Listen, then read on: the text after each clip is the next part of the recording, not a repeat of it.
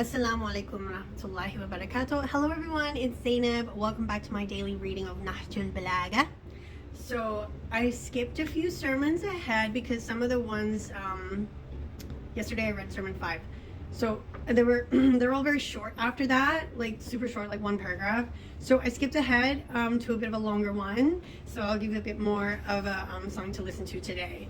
So this one's still a little bit longer. So I'm going to read you sermon 17 today.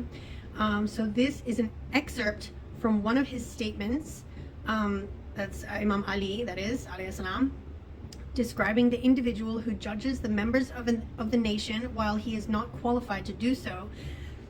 Excuse me, classifying those whom Allah despises the most into two categories. Okay, and here we go. Okay, Bismillahir Rahmanir Rahim. Among all the people, the most detested by Allah are two. One who is devoted to his own self. For example, he does not care about others or their needs. So he has deviated from the true path and loves speaking about foul innovations, inviting others towards the wrong path. He is therefore a nuisance for those who are enamored of him,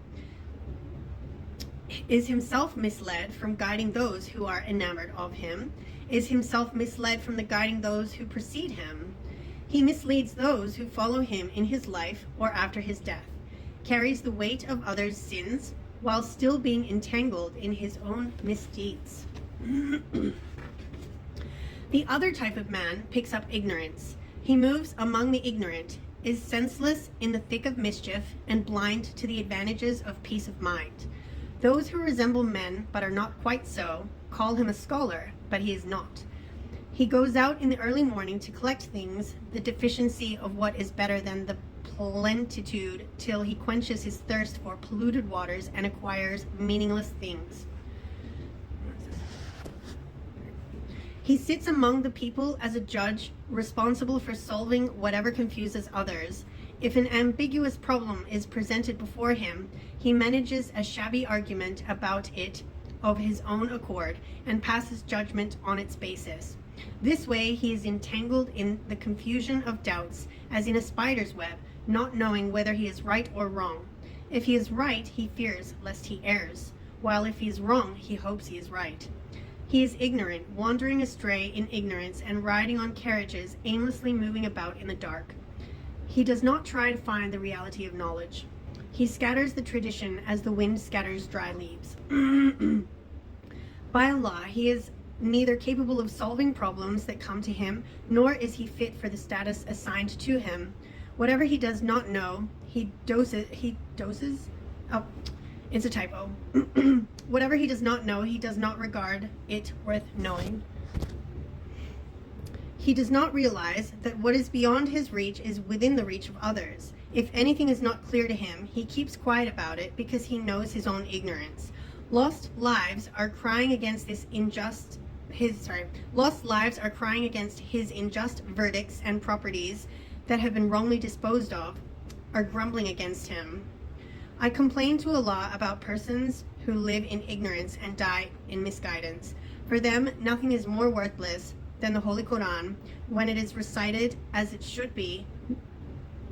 For the ignorant, nothing is more worthless than the Holy Quran when it is recited as it should be, nor is there anything more valuable than the Holy Quran when its verses are removed from their places, nor is there anything more vicious than virtue, nor more virtuous than vice.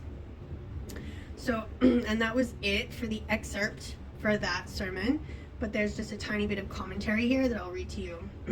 So, Amir al-Mu'mineen alayhi salam, which is Imam Ali, the man who held this sermon, he's the fourth rightly guided Caliph, has held two categories of individuals as the most detested by Allah and the worst among people. Firstly, those who are misguided even when it comes to basic tenets and are busy in the spreading of evil. Secondly, those who abandon the Holy Quran and the Sunnah and pronounce injunctions according only to their own whims, create a circle of their devotees, and popularize the religious code which is concocted by themselves. The misguidance and wrongfulness of such persons does not remain confined to their own selves.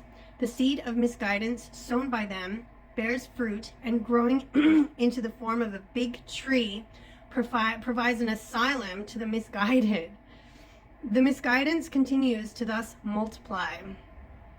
And since these very people are the real originators, the weight of others' sins is also on their shoulders, as the Holy Quran says in Surah 29, verse 13, "Certainly they shall bear their burdens and others' burdens with their own burdens, and they shall be questioned on the judgment day, on the day of judgment, about what they used to fabricate." And there you have it, guys.